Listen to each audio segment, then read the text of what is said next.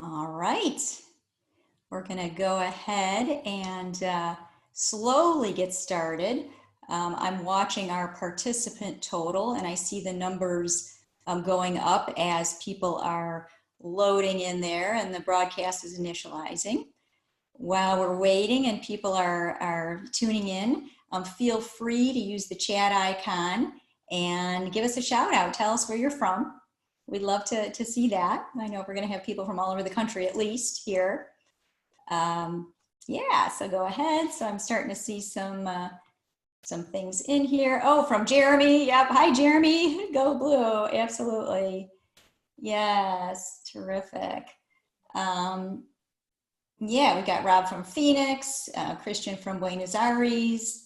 Oh, lovely to have somebody from Buenos Aires, Miami, Santiago. Thanks for joining us, Santiago. All right. Terrific. Okay, so we'll just kind of, I see we've got 54 people now, so we're just going to kind of get started as people continue to join us. And I'd like to say an official welcome, everybody, to what we're calling Ross Alumni Advantage Remote. I'm Lisa Morgan, and I am so excited that Jeremy Schifeling is joining us today to discuss career navigation in the midst of the coronavirus. This is obviously a really big topic that's on people's minds right now based on the 160 plus people who registered for this event. So I know a number of you are already quite familiar with Jeremy. Maybe some of your classmates and former clients are on this call. Jeremy, I'm guessing. But for those of you who don't know Jeremy, he began his career as a teacher, which makes sense when you hear the whole story. And after being a teacher for a little while, he moved pretty quickly into marketing, ended up coming over to Ross, getting his MBA in 2012, and then joining LinkedIn's student and alumni marketing team for a number of years. And Jeremy's responsible for that awesome alumni page that we love so much on LinkedIn for finding folks who want to connect to.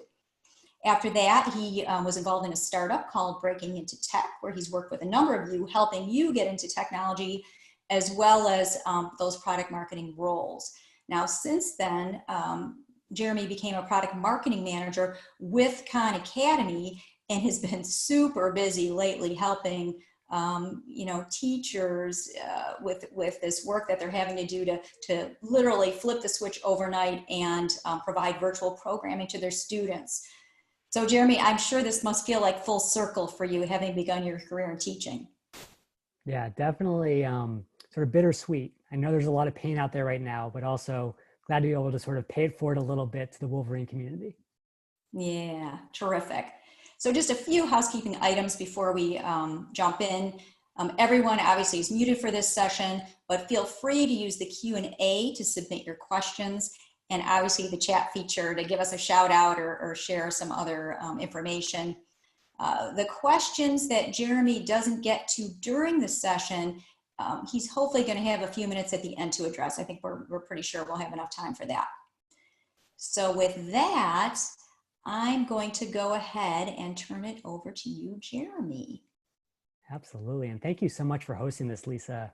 I don't think I ever appreciated this when I was a student at Ross, but the alumni career team for Ross is one of the best in the business. And I've actually had a chance to work with about 100 other MBA programs around the world.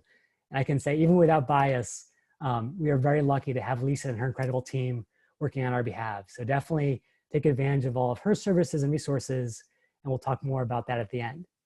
Now, that being said, I want to sort of cut to the chase right away, because I know, the world is moving fast. A lot of things are coming at us at once, and it can feel really overwhelming that here you are trying to build an awesome career, and all of a sudden along comes this crisis.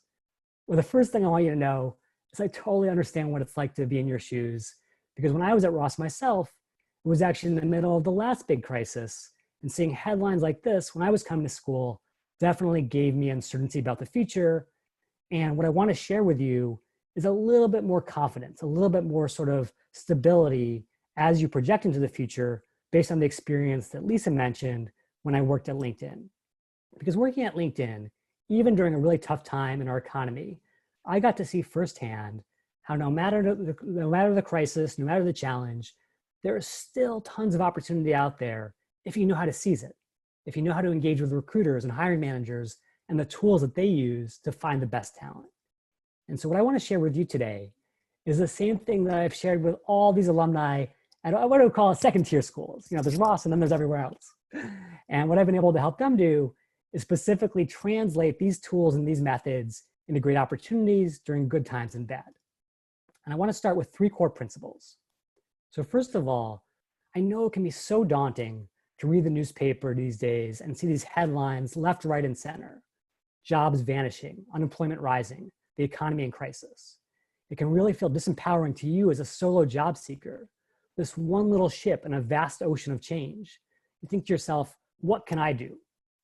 Well, the reality is that even if labor is a market that may be out of your control, an individual hire in that market is still very much a step-by-step process, from identifying a hiring need all the way to the hire itself. And because that process is step by step by step, you can actually reverse engineer it step by step by step using LinkedIn and other tools. And so the second point that I want to make is if you look at the job seekers who traditionally rise above the biggest challenges, they're the ones who have what we call an internal locus of control. So if you think back to your Psychology 101 class, there's sort of 2 kinds of people out there. There are the folks who say, why is all this bad stuff happening to me? Why am I always so unlucky? And that external locus of control can become really paralyzing, really debilitating, especially when there's so much bad news in the headlines. Whereas the folks who say, you know what, there's absolutely stuff that's still within my grasp. And if I focus on what I can control and what I can change, I can still determine my future. And so I want you to come out of this session feeling empowered, feeling an internal locus of control, like your career destiny is very much still in your hands. And to get there, I want to offer you a really simple recipe, if you will, which is you want to shut out the noise, shut out the headlines, and focus on the only 2 things that matter. Number 1, in that process that we were talking about before, what's actually changed from March to May, and then ultimately, what matters now? What matters if you're looking for a job today, this summer, or into the future?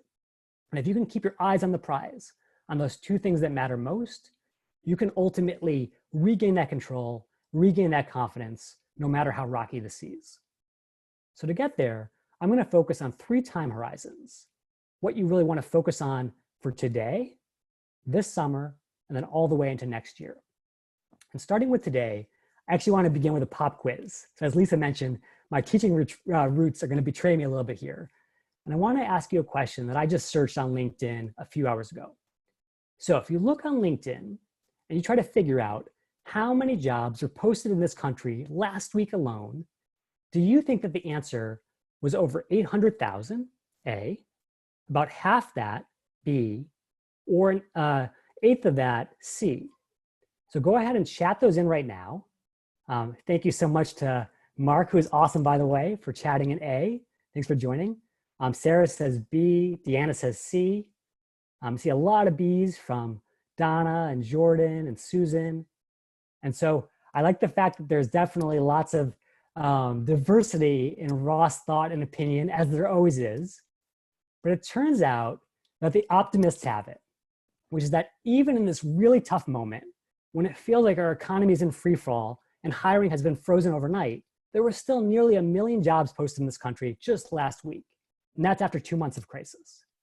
And what that should tell you is that ultimately, there's still tons of opportunity out there, but there's a big challenge standing between us and accessing the opportunity. And that is the thing that's changed, which is to win any one of those jobs, you're going to have to not go through the traditional gauntlet of going into the office and shaking hands and impressing everyone. You're going to have to go on Zoom. You're going to have to go on WebEx and do a video interview for every single job in this entire country. And what that means is, unlike that poor guy on BBC a couple of years ago, Zoom knowledge and Zoom expertise is not just a luxury for celebrities and VIPs and talking heads. Instead, it's a necessity for everyone to really understand how do you win in this new format, in this new age. And to help you get there, I want to start with 3 really concrete steps to ace your video interview. And the first is, you want to avoid this trap that I think everyone is sort of falling into right now, which is focusing on the technology itself. You say, oh, Zoom is complicated. WebEx has all these quirks. I know the technology is going to throw me off my game. Well, if you think about the real game and the way to win that game, it's not about impressing the platform or the technology, but about the person behind it, the person on the other side of that screen, your interviewer. And if you look at human technology and how we're all wired at a DNA level, the latest research from sociology shows that humans ultimately evaluate each other on a very simple 2x2 matrix. They say, number one, is this other person competent? In other words, can they do their job? Do they seem like they know what they're talking about? And then number two, are they warm? Do they seem friendly, engaging, collegial? All the things we want in an amazing teammate. And obviously, as every MBA knows, you always are shooting for that upper right quadrant. You want to be the Lisa Simpson of job seekers, who's both incredibly competent, but also warm, can do the job, and can do it as a great teammate. Now to get there, you're going to have to overcome two unique hurdles that are really particular to video interviewing. The first one is recognizing that what might have come across as warm and engaging sort of banter back when you were interviewing in person is a lot harder to deliver when you're a tiny little box on a screen. So whereas in person, your natural charisma, your human presence, the fact that you were locked one-on-one in the small room with another human, that was all very engaging. Now, your box is competing with the box for Gmail and Slack and Facebook and every other digital distraction that might attract the interviewer's attention, especially if you're not being engaging. And so just like the actors who stand on a stage on Broadway and don't just focus on the front row, but ultimately on the cheap seats by projecting their personality all the way throughout the audience, you've got to do the same with the 100 by 100 pixels that Zoom grants you. You've got to fill them with a couple of things. Number one, you're always projecting energy and passion. Even if it feels like too much for the front row, you recognize that that person up there in the nosebleed seats, your interviewer, needs to really feel it through the connection. And that means going a little bit above and beyond your normal state. Number two, using more body language, more facial gestures to really hammer home your points. And then number three, you're modulating your tone and your pace. You're definitely demonstrating that you're not this monotone, sort of boring potential colleague, but someone who's going to be engaging and awesome for all the Zoom conferences to come. So that's how you demonstrate warmth in this format. As far as competence go, you have to recognize that Zoom time is very different than normal time. You know, again, if you're locked there in an interview room one-on-one with your interviewer, you can tell a slightly rambling story, a slightly disorganized example of some work that you've done, and that's fine. They have to really focus on you. Whereas here, again, in the small box with all these other distractions, if you're not getting to the point right away, you're losing them. You're losing out to all the other things they could be checking out right now.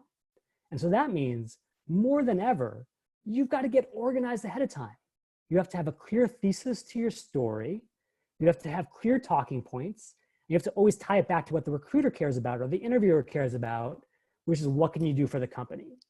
If you're going down all sorts of other rabbit holes, you're ultimately not winning the interview, not getting the job done. So that being said, I want to give you examples of this that are really concrete. What does it look like when you're being sort of low warmth and low competence versus the alternative? Well, what you see on your screen right now is legitimately the interview technique that I used when I first started at Ross. And it's kind of the sort of like textbook scripted answer of here's where I went to undergrad, here's what I did in my career, here's how I changed my career, here's what I did next. Kind of the stream of consciousness throughout my entire life. And again, while that might be fine if you're sitting in Ann Arbor chatting face-to-face with a recruiter, if you're now on Zoom and you're trying to win them over, it's not going to cut it for two reasons. Number one, at a very subconscious level, when they hear this sort of rambling, never-ending story, this long laundry list, they're implicitly thinking, this person's not organized. They have no structure. They're incompetent. And then finally, the way that you're going through it, just checking off the boxes, going from top to bottom, just doesn't generate any sense of passion, any sense of human engagement. So there's no warmth as well. The alternative, however, is to really try to focus your answer into an organized and energized response. So where you start with a clear thesis statement. In my case, all throughout my life, you know, whether I was a teacher or I worked in the nonprofit sector, I've always been focused on this one key thing. How do I use technology to serve kids better? And then I give lots of good examples of that. Here's how I did it in my first job. Here's how I did it in my second job. And then finally, just like a good 3-paragraph essay from middle school, I tied back to my conclusion. And in conclusion, that passion and that track record of success is why I'm a perfect fit for this role. You need someone who can use technology to serve students. That's what I've done throughout my life. That's what I can do for you. And the ultimate result is that you come off as way more competent, way more structured with your thesis, your evidence, your conclusion, and you also come off as way warmer because you're demonstrating passion from the very get-go. You're talking about the language of energy and excitement, not about just going through the motions. So that's what I would really recommend. Now, to help you get there, the most critical thing, more than anything else, is just practice. No one's a natural with their first interview. No one's a natural with their first video interview. And so what I would highly recommend that you do is take advantage of a new tool on LinkedIn that just launched in the past year, which actually helps you prepare for video interviews, getting feedback from your network and from LinkedIn itself. So here's how you get there. You come over here to the jobs page. When you're on the jobs page, you're ultimately going to click into the interview preparation section. So right over here, I'm going to actually copy a link right into the chat so you guys can check this out yourself. When you come to interview prep, you're going to see 26 of the most common interview questions. And again, tell me about yourself, your greatest strength, your greatest weakness. And you're going to do 2 simple things. Number one, you're going to record yourself practicing these. So you're like literally going to make a video in the same way that you would be on video for a Zoom interview. And then once you've recorded that video, you're going to take your answers and you're going to share them with your network. And so that way, if you've got awesome coaches in your corner, like Lisa, if you have incredible classmates or former colleagues who you really respect and admire, share your experience with them and ask them for 2 specific pieces of feedback. Number one, after watching this video, did I seem competent? Do I seem the kind of person who can actually do this job? And number 2, do I seem warm? Do I seem like the kind of person you'd want to do this job with? And until you consistently get yeses to those questions, keep practicing, keep practicing, keep practicing. And one other cool thing is LinkedIn now has an AI that just launched in the last week that will actually review your video answer for words per minute and pacing and filler words to give you a sense of, again, are you bringing the energy or are you disorganized? And that'll help you figure out, are you on the right path? So definitely let me know if you have any questions whatsoever about those interview techniques. Now we're going to move on and change our time frame from looking for a job today to looking this summer or into the fall. And so I want to start with another pop quiz here. So which of these months, if we think back to the last crisis, the crisis when I was in business school, do you think was the absolute bottom for job postings in this country during the Great Recession? Do you think job postings in America bottomed out in October 2008, December of that year, or not till April of the following year? Santiago says December, as does Stephanie. Kevin says April. Rob is December. Emma's December as well. Enrique is April. Okay, so a lot of back and forth between B and C. And I think what you're getting at is that absolutely, when a crisis hits, as hard as COVID hits, stuff doesn't change necessarily overnight. And that was absolutely the case in the last one, which was there was actually the slow decline from October 2008, Lehman Brothers going out of business, to April 2009, this period of foreclosures and mass unemployment. And that really just speaks to sort of the intertwined nature of our economy. The fact that as tough as Lehman was, as tough as Bear was, that was one small fragment of our economy, versus the fact that as people started to have their homes foreclosed and demand started to dry up, and now companies could sell fewer goods and services, and they laid off their workers, it took a while for those dominoes to fall and for those recession effects to filter through the economy. And so what that means is if you're going to be looking for a job, not today, when there's still nearly 1 million jobs being posted, but a few months from now, it may very well be that once this COVID crisis has fully gotten its tentacles into every part of our economy, things may very much be harder.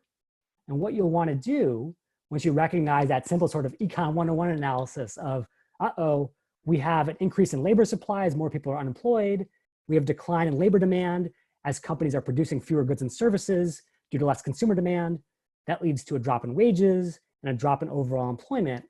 Well, the end result for you as a job seeker is that you're going to be in an incredibly crowded field. And so what matters most for you in a couple months is, yeah, there are still going to be jobs out there, but you're going to have to work even harder to stand out. And so I want to give you 3 really sort of step-by-step principles to stand out no matter what the world throws at us a couple months down the line. The first place, as a smart MBA, is that you always want to begin with the data. And while there's tons of advice out there about, hey, the key to a great job is the quality of your handshake or the quality of the resume stock that you use, well, hey, no one's actually shaking hands anymore. No one's probably wants to receive paper resumes. And instead, the data shows that the 2 things that matter most to actually getting jobs, to actually being hired at the end of the day, are employee referrals and getting referred to hiring managers by a job agency or a headhunter. And the really fascinating part about this graph is that if you combine all the applications in this country from referrals and all the applications from agencies, that makes up fewer than 10% of all applications in America. And yet combined, they account for nearly 60% of all hires, which tells you if you spend the next several months just applying to career sites and job boards, you're actually missing the boat. You're missing the most data-backed ways to make a huge splash, even in a crowded applicant pool. So how do you actually do that? How do you stand out when the application sort of field is so steep and severe? Well, the first thing is you've got to get those referrals. And if you think about what a referral means to a company, you'll understand that it's a rare opportunity in life for a win-win-win. What I mean by that is obviously a referral is a huge win for you as a job seeker because it can open a door at pretty much any company, but it's also a win for the company because referred candidates are much more likely to show up to interviews, to accept job offers, and to stay on the job longer. So huge victories for the organization. And to reward that, lots of organizations these days pay anywhere from $5,000 to $25,000 per referred candidate who's hired because it matters so much to them. So again, help yourself, help your colleagues on the inside, help the organization get a referral. And then finally, you want to build new relationships with hiring managers. So the sad truth about hiring agencies, or job agencies, excuse me, is that they tend to focus on just the lowest hanging fruit. They want to work with folks who are already in demand, who are already obvious candidates, because that's the fastest route to get themselves paid. Whereas you can actually make yourself your own headhunter by using LinkedIn to find hiring managers the same way that a headhunter would, and reach out in the moment of need to find the folks who need your talent and build that connection to showcase why you're the perfect candidate. And to show you how to do both of those things, I would love to have a volunteer. So all you have to do is go ahead and chat into the chat function. And I will give you a step-by-step walkthrough of how to get a referral and find hiring managers for any industry or any company in the world. So go ahead and chat in, and we will go ahead and unmute your line here. I may have to resort to cold calling, so don't make me go back to my Ross days there. Okay, Pat says he's in. So let's see here. Lisa, if you wouldn't mind unmuting Pat Fries.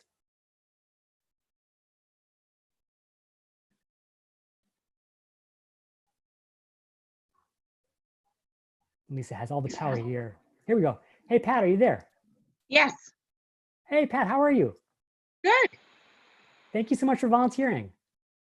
Of course. I feel like it's tough enough to like raise your hand, you know, in the first day of strategy class, your first semester at Ross, but to raise your hand amongst all your alums across the country, now that takes real guts. Wow. So super excited to sort of get to know you a little better. Tell us a little bit about where you are career-wise, what you're thinking about as far as your next adventure, and then we'll sort of take it step by step. Wow, I didn't know it was going to be this hard. I don't know I would have volunteered. I'll grade on a curve. I'll be gentle. Okay. Short version is I've been at my job for 12 years. I love it, but I'm ready for something new. And so I was thinking maybe this was a time to look around. And then I thought, well, maybe it isn't. And that's why I tuned into this program in the, COVID-19 question. Yeah. And if you think about sort of like what that backup plan might look like, okay, maybe I do have to start looking for work, or maybe I want to start looking for work. what would be a good focus area, whether it's an industry or a function or a specific organization? Universities, actually. All right. From the fundraising perspective, from what's called development for most people, development, Yeah. or sometimes called institutional relations at colleges. Very cool. Well, you've come to the right place because we have some folks on the alumni team at Ross, and so they could definitely be some of the first referrals that you get. Oh, wow. Let me just walk you through that process. And out of curiosity, would you be interested in working for your alma mater, or you're looking at a more local institution? I mean, my alma mater is wonderful, obviously, but I wasn't necessarily thinking about the state of Michigan. I was thinking about maybe the West or the Southwest. So that's why I'm kind of open to new experiences, new adventures. Kids are gone. So it's a new time. I love it. Okay, yeah.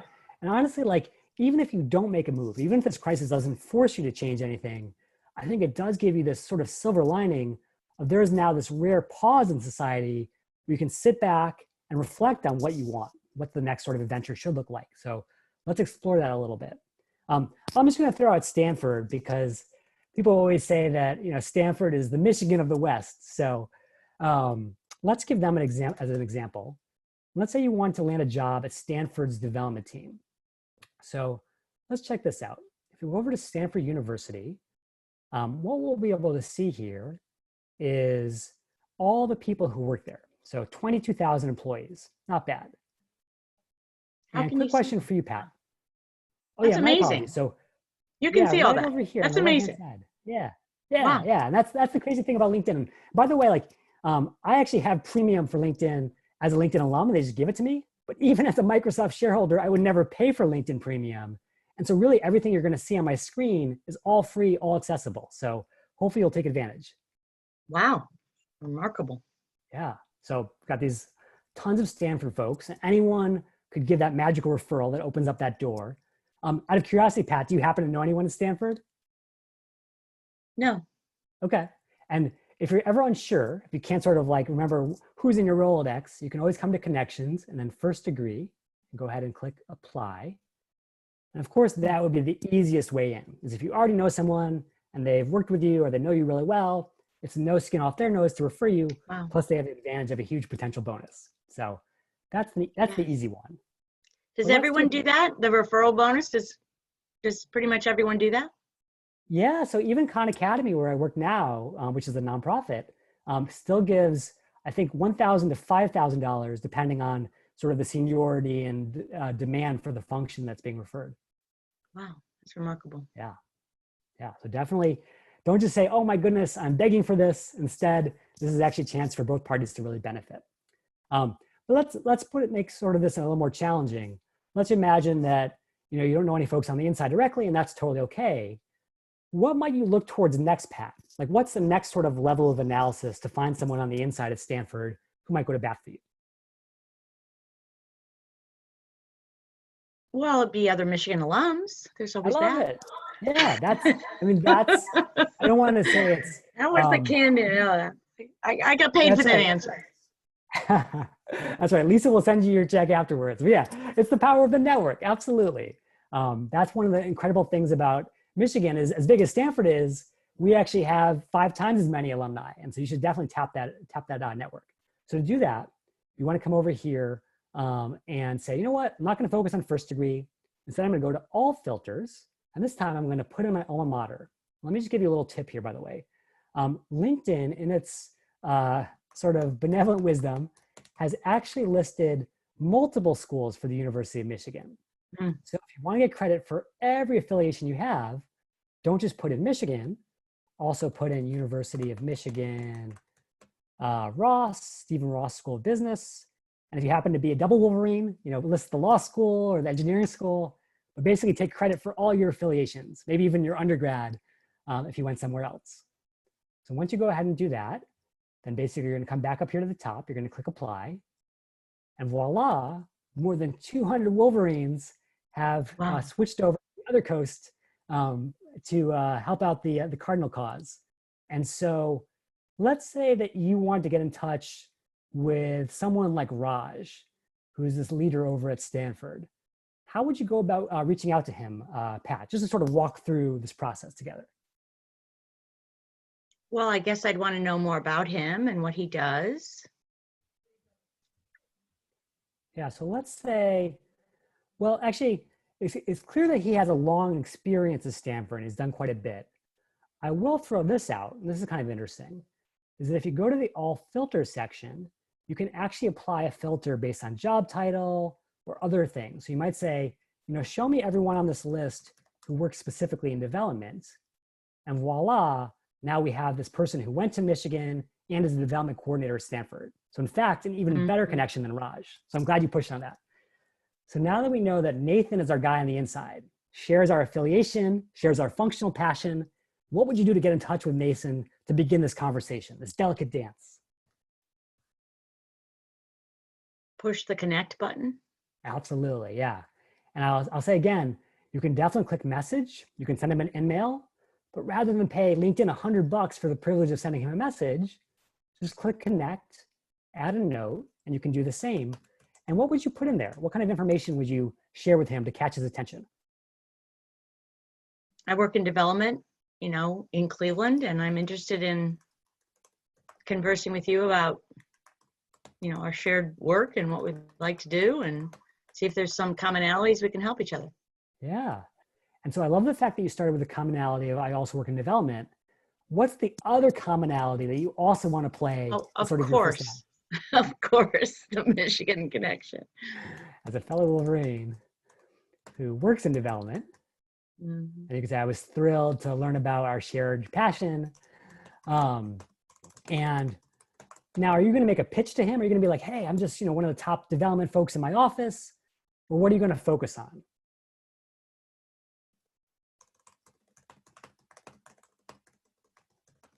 Whether they have the need for someone who has my talents and skills, and if that's something that's even in the offing. Yeah, and we'll get to that in a second when we talk about hiring managers, because we know hiring managers have the need, they have the pain. Oh. Because Nathan may not be doing the hiring or may not be actively advertising that. I would actually recommend not starting with a transactional focus of, hey, how can you get me a job? But instead the relational focus of, hey, how can I learn about your experience over with those 3 people? And the reason for that is who is every person's favorite topic of conversation at the end of the day? Themselves, yeah. And so it's just human nature that you want to give him the spotlight, give him the microphone and a chance to tell his own story. Sure. And then, just to make it easy, and this is my marketing trick here, what do you want to end this message with? What's going to make it easy for him to say yes, even if he's swamped with tasks right now in the middle of this crisis? Just a few minutes of time on the phone would be great. Yeah, absolutely. So often I think as alumni, we all hear from students saying, hey, I would love to talk to you for an hour tomorrow. And we're like, whoa, whoa, whoa. Whereas if you say, I'd love to chat with you for 10 minutes, maybe next week, this week is the week of crisis and meetings and bureaucracy. Next week is the week of opportunity and smooth sailing. So always ask for just a foot in the door just to get started. And that call to action, as we say in marketing, is just a nice way to begin. Okay, so now let's cut to the chase. You're on the phone with Nathan. Maybe you're even on Zoom with Nathan. You do have 10 minutes with him. What are you going to ask him about that will ultimately transition into a referral?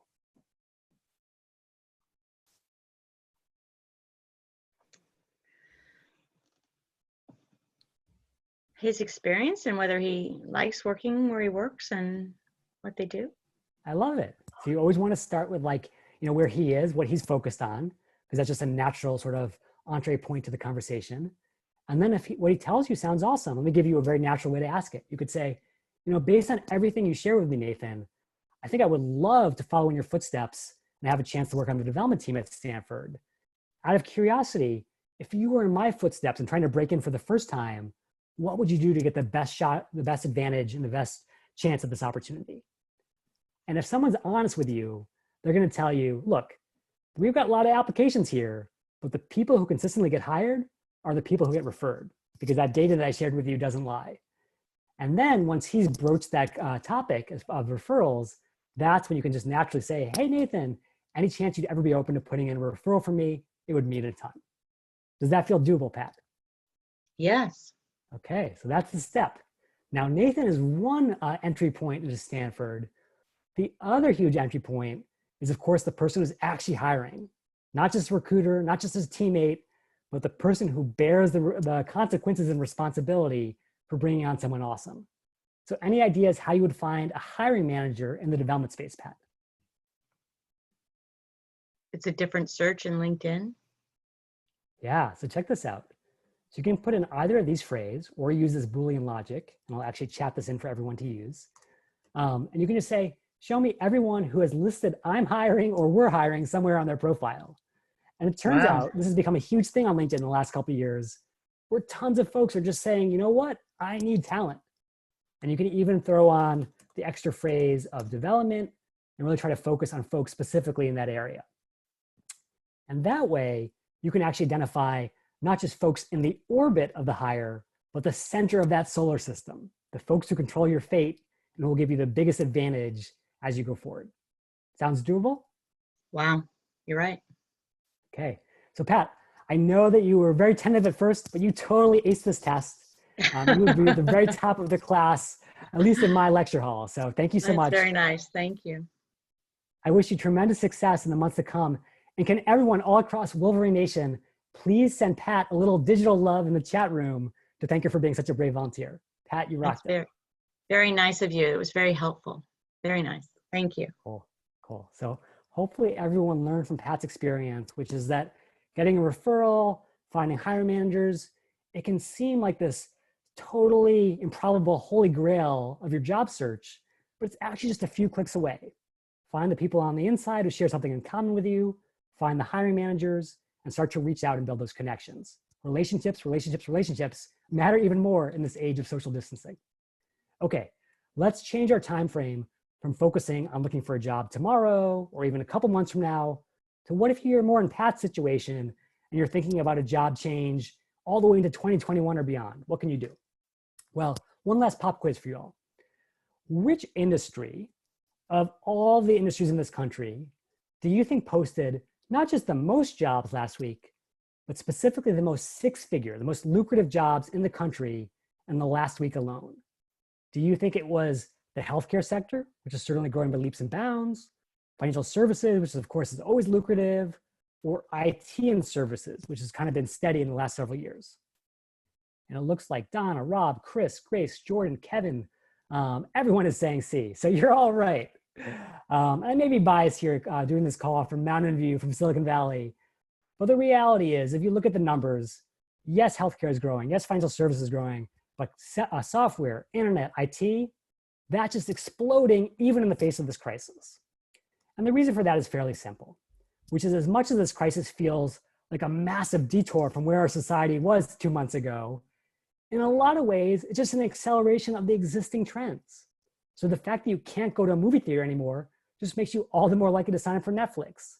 The fact that you can no longer commute to the office is driving hundreds of millions of new subscribers to Zoom. And the fact that going to the grocery store is no longer a fun endeavor, but a one of danger, is driving Instacart to their first profitable quarter in history. And so if you realize that this crisis, more than just a healthcare crisis, is a fundamental attack on the physical way of living that we used to enjoy, and a focus on these new digital experiences, well, that means, in the words of a famous former hockey player, you don't want to just skate where the puck used to be, you want to skate where the puck is going, where the world, and the world of jobs more specifically, is headed next. And that's very much towards tech and related industries. So if you want to skate towards that bright new future, what you want to do is you want to start by understanding your audience. So we've talked a little bit about reaching out to recruiters and hiring managers and people on the inside. And if you put yourself in their shoes, you will recognize that recruiters actually don't care that much about industry. There are not people over at Google or Facebook or Apple saying, hey, I've got to find someone who loves technology. No, that's kind of taken for granted. Instead, they are headhunters on a mission for functional expertise. Can you be a marketer? Can you be a salesperson? Can you be an engineer? And so what you always want to lead with is how can you actually do the job, not just have passion for the space. Now, if you want to understand whether you can do the job, you have to understand what the jobs are all about. And while we don't have time in this session to focus on all the ins and outs of tech roles, especially the ones that are the most relevant for MBAs, I actually did another session for Ross alumni on this very topic about a year ago, which we can definitely share in the follow-up email. And you can also get access to a step-by-step guide to all these different tech roles for free at breakinto.tech/jobs. And so that way, if you're thinking, you know what, maybe I do want to navigate my career ship towards the tech space, and I'm thinking about biz ops versus biz dev or product management versus product marketing, you can get all the nitty-gritty there. But what's most importantly is in this moment of crisis where we're all stuck at home, don't just be that stereotypical job seeker who says, hey, I'm going to Google a new job and figure out whether I'd be a good fit for it. Instead, use this rare window to actually reach out to the folks who are doing those jobs to understand what they're like on the inside. And that way, rather than spending months and months going down the wrong rabbit hole, you figure out the right path for you right now. And so whenever you're ready to make the move, whether it's this year or next or into the future, you've done your homework and you're prepared. So to help show you exactly how to do that, I'm going to showcase that alumni tool that Lisa mentioned up front. And to really bring it to life, I would love if someone was again willing to be a brave volunteer, just like Pat, and we'll walk through a career quandary you're facing. So if you're considering, hey, do I go consulting or finance? Do I go tech or healthcare? I will show you how to learn from alumni in that space before you take the plunge. So again, just chat into the Zoom chat room if you're willing to be our brave volunteer here, like Pat. And we will go ahead and get you really actionable advice to figure this out. I believe Stephanie Kamdum has actually raised her hand. Thank you so much, Stephanie. You are awesome. So Lisa, if you wouldn't mind unmuting Stephanie.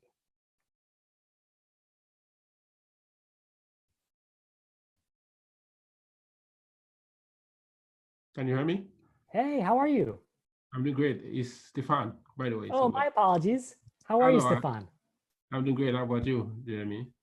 Doing well, doing well. Thank you so much for volunteering. Yeah, no problem. And so just to sort of frame this, obviously we're all at a career crossroads right now as far as, do I stay, do I go, do I think about the future? What's on your mind? What are you thinking about as far as next steps? My next step, I would like to switch industry because right now I work in the automotive. I would like to break into tech, so. Cool. And are there a couple of roles that you've heard about as far as product manager or business development manager or whatever that you're thinking about? Yeah, I would like to move into a product manager role.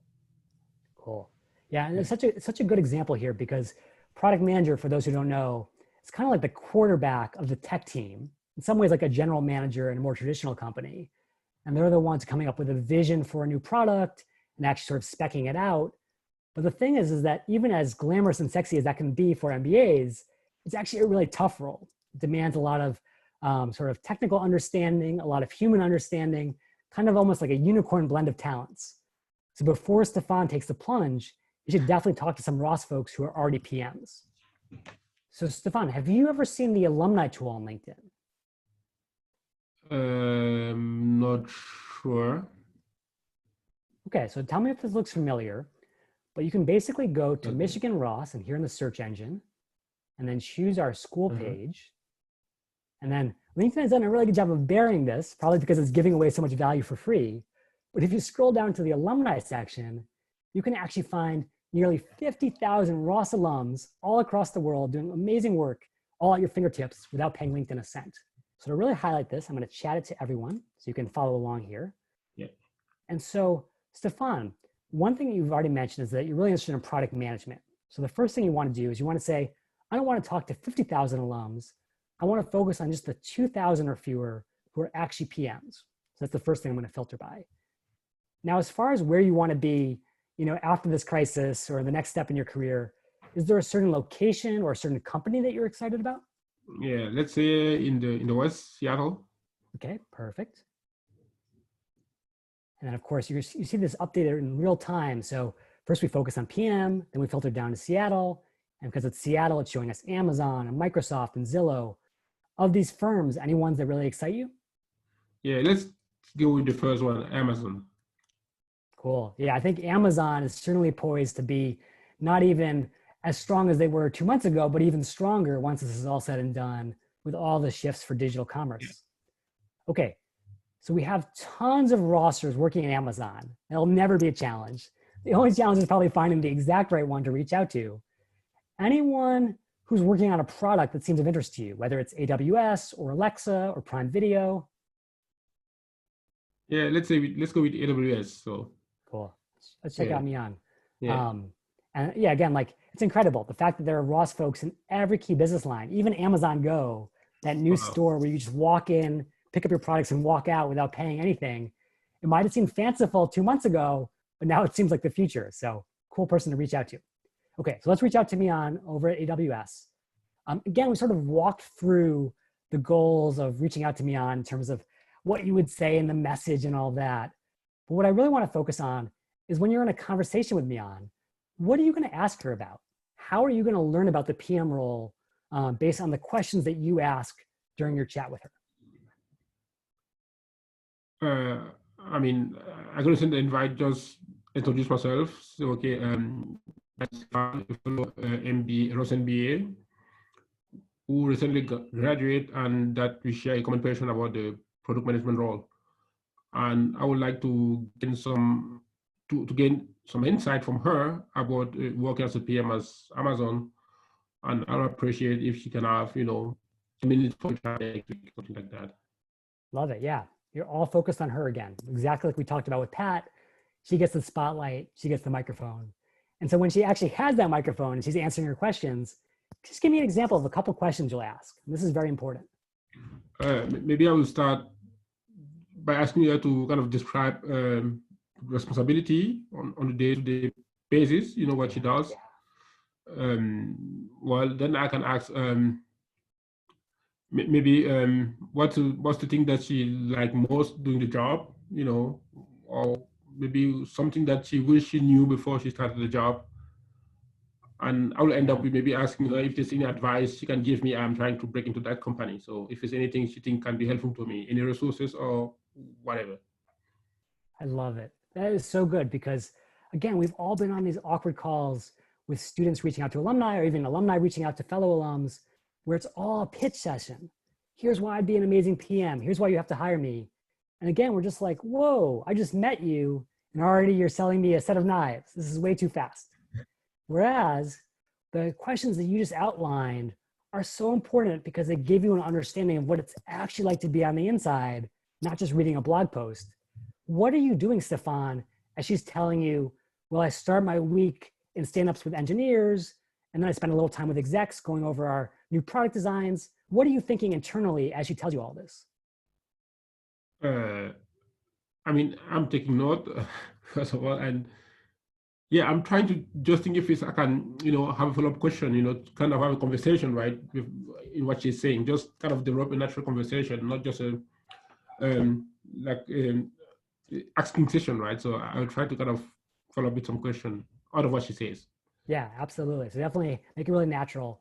Yeah. But again, avoid the temptation to just sort of like go through the motions, like always be anticipating the next thing you want to say. Instead, give yourself the opportunity to really marinate in what she's telling you. Okay. Because I think the biggest mistake that MBAs make is we always choose the job that's perfect for our classmate, not for ourselves. And the reason for that is we're in this hyper-networked world of always comparing ourselves to the Joneses, having the sense of FOMO that maybe our job isn't as good as someone else's. And so we hear, oh, PM is hot and it pays well and the companies are successful, therefore it's the right job for me. But if what Mian tells you is that product management is absolutely the wrong skill set, it doesn't play to your strengths, it's not gonna make you happy. You wanna hear that now, not 6 months from now when you're miserable in that job. And so that's the point of doing this homework, is to really prepare for the future before you need to, not when it's too late. And that's what she can do. So definitely give yourself a chance to process and experience what she's thinking about or what she's sharing and decide whether that's a good fit for you. Okay, so Stefan, you've been amazing at sort of sharing your experience. Thank you again for being an awesome volunteer. And can all those Wolverines out there please send a little digital love Stefan's way in the chat room for sharing his experience. Thank you so much, Stefan. Thank you, Jeremy. Thank you. Okay, so hopefully you now have a sense of exactly how to sort of go through this crisis step by step so you don't feel that sense of overwhelming despair, but instead, hey, there are a couple of things that I can focus on at each stage that still gives me control, that retains an ability to shape and design my career destiny. And those are threefold. Number one, if you're applying for a job tomorrow, great news. There are tons of jobs out there. The tough part is that you're going to have to win them over video. And that means really understand what it feels like to be on the other side of a video interview and make sure you deliver the warmth and competence your human interviewer needs, not just obsessed about the technology. Number two, if you're applying in a couple months, you know things are going to get worse before they get better. And as tough as that is, the same techniques that helped you stand out in the job pool 2 months ago are even more important right now and more important in the future. That means connecting with hiring managers and getting referrals on the inside. Those relationships trump everything else. Keywords on your resume, how nice your LinkedIn profile is. If someone goes to bat for you on the inside, that is the key. And then third and finally, even if you're not ready to move now, even if you're just thinking about the future, know that this crisis has bigger impacts than just the next day or our healthcare system. It's going to reshape our society, and it's going to reshape it in favor of digital experiences and the tech companies that drive them. So if you want to be a part of that, don't just skate where the puck has been, skate where it's headed next. Okay, a couple of goodies to get you supported on this journey before we take some questions. Number one, I know I will probably not answer every single question today. So if you have follow-up questions or if you want to share anything else, you can always connect with me on LinkedIn at bit.ly/connectjeremy. I'm always happy to connect with fellow Wolverines and help out any way I can. Number two, if you want way more information on LinkedIn than we can cover here, especially the LinkedIn profile, which is important as you start to network with people, go to my website, linkedinguys.com, and download that for free. And that'll walk you step by step through the headline all the way down to your recommendations. And then third and finally, if you do want to explore the tech sector more deeply, go to the Tech Roles sort of 101, which is at breakinto.tech/jobs. Now, most importantly, and this is so important because this is a huge favor to Lisa, who's made this all possible today, please take a survey about this session at bit.ly/Ross navigation. And you have to make sure that it's uppercase R for Ross, uppercase N for navigation. And that'll give Lisa the feedback, not just for this session, but for the next one. So she can keep delivering really awesome experiences for you throughout this crisis and beyond. Okay, that being said, thank you for the amazing questions that are already coming in. I'm gonna take them right now, but if you have additional ones, ask them via Q&A at any point. Okay, I'm gonna start with a question from Michael, which is talking about sort of this idea of LinkedIn Premium, which seems like an easy refuge in this moment. You know, if I wanna have more control at my fingertips, I should just pay for it. You know, drop 50 or 100 bucks on LinkedIn and that'll make me a more effective job seeker. Well, as much as LinkedIn wants you to believe that, as much as I want you to believe that as a Microsoft shareholder, the reality is everything we've covered today is all free on LinkedIn. The alumni tool, the advanced search functionality, reaching out and connecting with alums. Not one of those things requires you to pay a cent to LinkedIn. That being said, there is one use case that you may encounter where it may make sense to get LinkedIn Premium.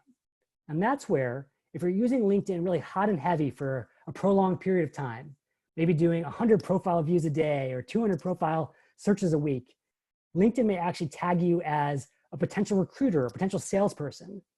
And as part of Microsoft, they're gonna say, hey, we need to make sure that Microsoft's bottom line benefits from your behavior. So we're gonna cut you off on more searches and more profile views until you pay up. And at that point, you still have a couple options.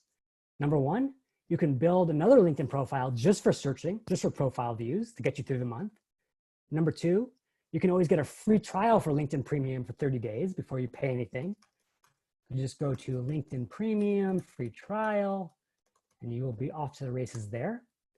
And then finally, if you have to pay LinkedIn, go for it, do it for a month. I think finding the right person, increasing your chances of getting a job offer by 10 or 20 times as you do through referrals is totally worth spending $50 or $100 on, but definitely try the other options first. Great questions, Michael. Okay, let me come over to Deanna, who's been asking some great questions in the Q&A. My friend who just graduated from Loyola Marymount's EMBA program signed up for LinkedIn Premium and has been having trouble finding a C-suite position. Does this mean that LinkedIn is not really helpful for that level of role? Well, first of all, it is essential for that role because of the power of recruiters and headhunters in the C-suite space. So I can promise you that every single executive level position that I have ever been considered for has come from being found on my LinkedIn profile, because headhunters are the ones who are using LinkedIn in that really aggressive way we were talking about and paying through the nose for the privilege. They don't want to have to waste time doing Google or other social networks. They want one-stop shopping for the best talent. So if you are an awesome C-level sort of candidate, you've got to make sure that your LinkedIn profile is awesome to be found by those recruiters. And while my guide will go into way more detail as far as what to have on your profile, I will give your friend this tip, Deanna, which is the single most important part of your profile is not your picture, it's not your experience, it's not your endorsements. Instead, it's that simple headline that appears beneath your name. And the reason for that is if you want to be, say, a CEO in the ed tech space, well, voila, once you do the search, you'll find that every single person who rises to the top, who's basically winning those search results, has CEO and ed tech in their headline. It is the definitive piece of text that LinkedIn's algorithm searches. So once your friend knows what he or she wants to focus on, make sure he or she has that focus in her headline. That's critical. Okay, Santiago says, if you have the option of a fellow alum or the hiring manager, which one do you try first? Oh, I'm so glad you asked this question, Santiago. So in computer processing, there's this idea of sequential versus parallel processing. There are different trade-offs for each one. What I would say is, because time is of the essence with job applications, where latest data shows that you have an 8 times chance of getting picked for an interview if you apply in the first 96 hours after a job is posted, which just makes sense because the first 96 hours after a job is posted, it's kind of like Christmas morning for a recruiter. Everything is new and exciting and fresh, versus applying 2 or 3 weeks later, it's kind of like the Christmas tree is starting to lose its needles and you're sick of the whole thing. So definitely make sure that you're applying fast, and that means parallel processing. So apply right away, reach out to your fellow alum, reach out to hiring manager. Even if your application is rejected, even if the fellow alum doesn't come through, the hiring manager, who is the ultimate be-all and end-all of the decision-making process, can still pull you out of the fire, but only if you've reached out in that magic window. So do all of those things simultaneously to increase your chances. Let's see here. Oh, Mark, thank you for these awesome questions. For those looking for part-time projects or side consulting work during the job search, which sites do you recommend? For example, LinkedIn Profinder, Fiverr. These are really good questions, especially if you want to build your portfolio during this period. So maybe your hours have been cut, or you're thinking about a career change and you want to sort of build up your exhibits A, B, and C for why you should be able to switch. Well, LinkedIn definitely has this new tool called Profinder. So let me show this to you.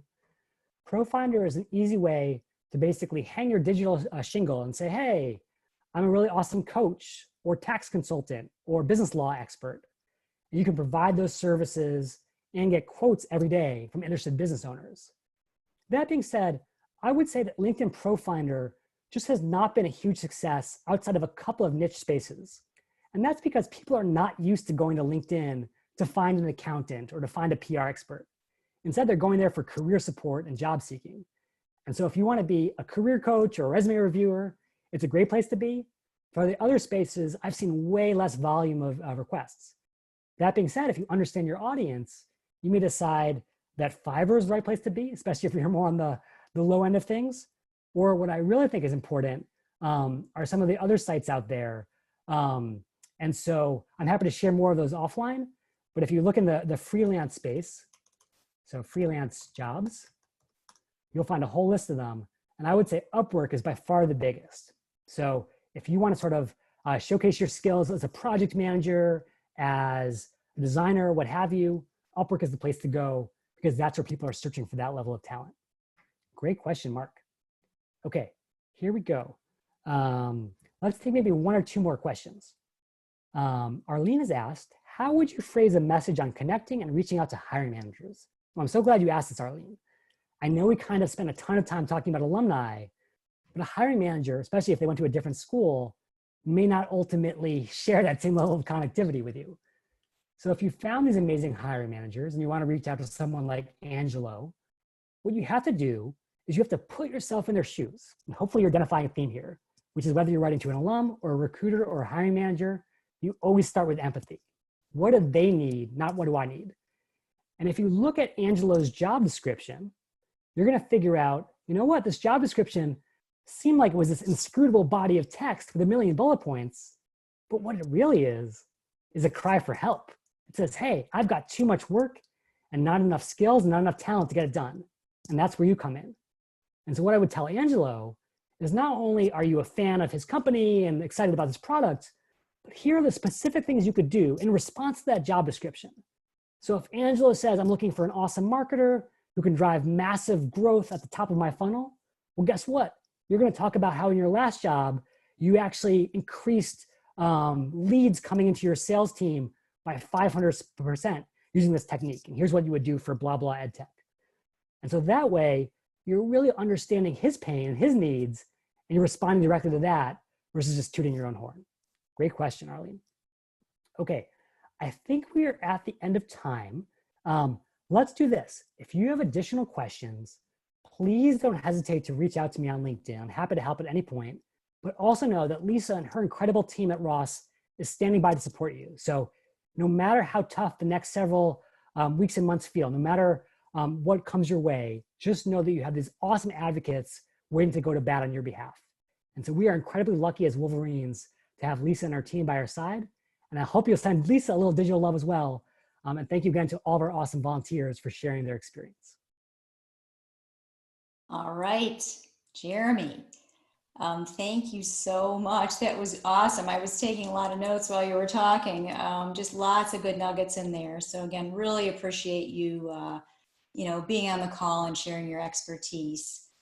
As Jeremy said earlier, we would love to get your feedback, your thoughts on this session and how valuable it was for you, or if you have any other suggestions for us, if you would grab that bit.ly phrase, or use the SMS code that I put into the chat box to give us that feedback. We really appreciate it.